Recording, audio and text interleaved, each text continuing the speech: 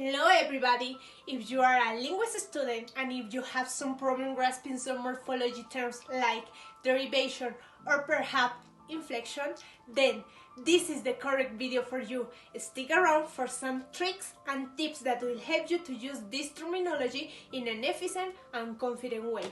If you don't watch it, you may have some little point less in your final test. So, let's go to see it. Hi, thanks for staying in our video.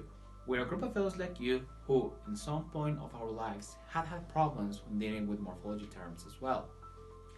And this is particularly true because they are not part of one single taxonomy, rather diverse studies and theories wrapped up into one for several decades. So, it's important to say that the terms that we are going to be discussing today are widely accepted by most linguistics communities. However, there might be other people that are going to disagree or is not going to be okay with this because they are in the right to do so, as once Hooper said, morphology is inherently messy. The first term we are going to be talking about is root. Now, this is a term typically used in morphological analysis, but in simple words, a root is a segment of a word that is left isolated when all its affixes have been removed, whether it were part of inflectional or derivational processes. Now you will recognize easily a root because it's a segment into the word formation that carries meaning. Now you will recognize a root very easily because, as I told you, they carries meaning. Now, in these examples here, I'm gonna show you some features about the root. First, the root is always a part that contains the meaning, as I already told you, and this segment you might ask, why is not considered as a root? Well, because it's part of a derivational process. In this second, we're gonna have just one segment, and it's a word that stands for itself, and also it's considered as a root. Finally, we have Welcher, a component word. In this case, we're talking about two roots, Welcher. And why, you might ask? Because these words are different, so each one contains a meaning, and in this process, this union is going to give us another one. And that's why these two are considered as roots. Hello everyone! The second term we are going to be talking about is a stem. In simple terms, a stem is a root or root of a word, together with any derivational affixes, to which inflectional affixes are added. It is just a name more for the specific study of inflectional morphology. We will bear in mind some aspects from it, such as inflectional suffixes. These are the forms of inflectional suffixes. Now, we will see some examples. The first examples. Play. Only play is a root, player is a base, player plus s is a stem. Activity. So, active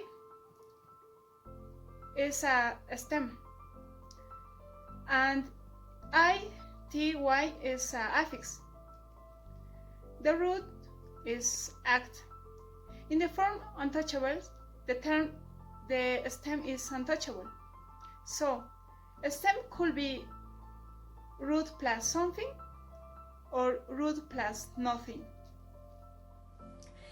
The third element that we are going to talk about is an important part of the morphology analysis, the base.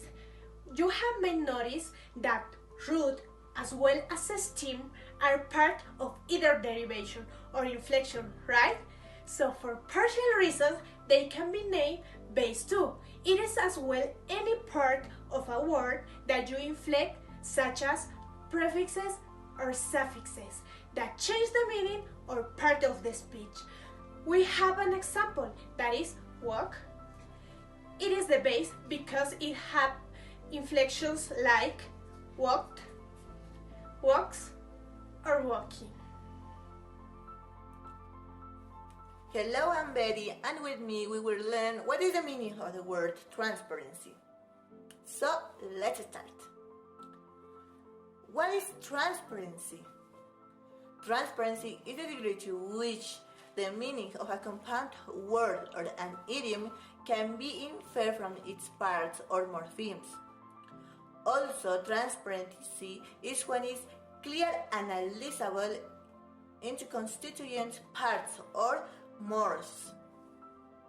And the speaker and listener can interpret the lexeme when it is encountered in a context. Let's see an example. If we have the word bird and the word house, then we put it together and form a new word that is birdhouse. We can understand that it's a house for a bird. Yeah.